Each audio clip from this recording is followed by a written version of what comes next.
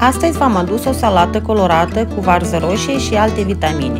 O salată numai bună la mâncărurile de sezon. Avem nevoie de varză roșie, ceapă roșie, tulpină de țelină, ardei verzi, ardei capia, mazăre verde, pătrunjel, sare, ulei și pesmet sărați.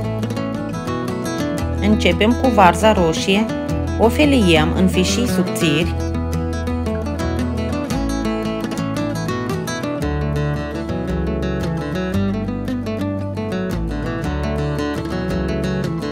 Apoi mai tocăm pe toate părțile.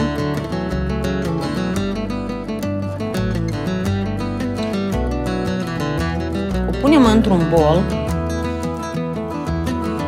Trecem la ceapă roșie, o tăiem în cubulețe.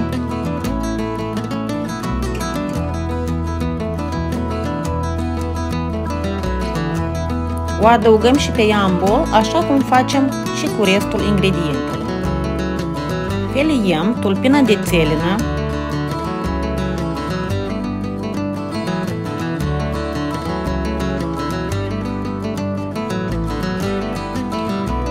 rondelele de ardei capia le mărunțim,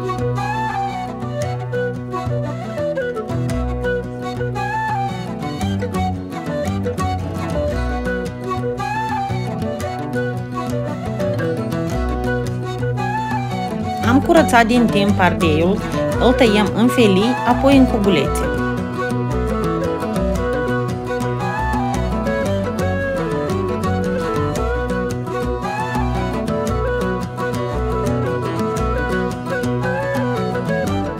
Adăugăm mazăre verde, mărunțim pătrunjelul,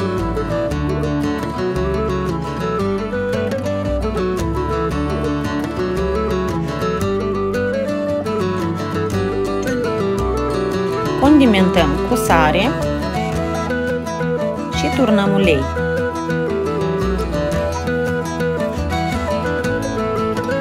Amestecăm bine toate ingredientele și ca rezultat avem o salată perfect gustoasă și cu multe vitamine.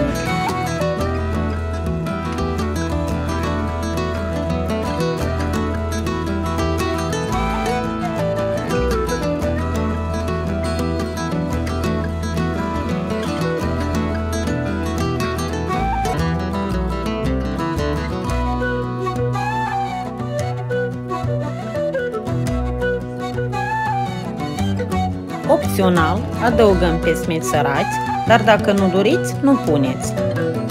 Este ideal pentru prânz sau cină, alături de cărniță la grătar sau pește.